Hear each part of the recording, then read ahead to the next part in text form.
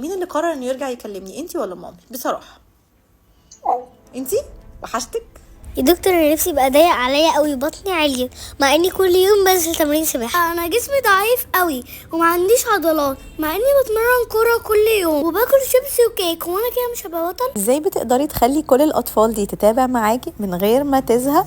ده اكتر سؤال بيجيلي في اي انترفيو. التعامل مع الاطفال محتاج ذكاء وحرص شديد جدا. لازم نسمعهم كويس ودايما نوفر لهم البدايل اللي هيدوروا عليها طول الوقت. لازم نقرب منهم ونسألهم مجموعة اسئلة نفهم منها هم فاهمين اصلا مشكلتهم ولا احنا مهتمين بس بالمنع المطلق من غير ما يكونوا فاهمين السبب. واهم سؤال لازم نسأله لهم، تفتكروا ايه هو سبب مشكلتكم الرئيسي؟ اننا بناكل حلويات كل يوم. مين اللي قال لكم كده؟ ماما بتقول لنا كده كل يوم. بصوا بقى، الحلويات ابدا مش شريرة، لكن للأسف احنا احيانا بنستسهل وبنختار دايما اختيارات هي اللي بتكون شريرة. ايه رأيكم في كل الحلويات اللي انا بعملها معاكم دلوقتي وانا بكلمكم دي؟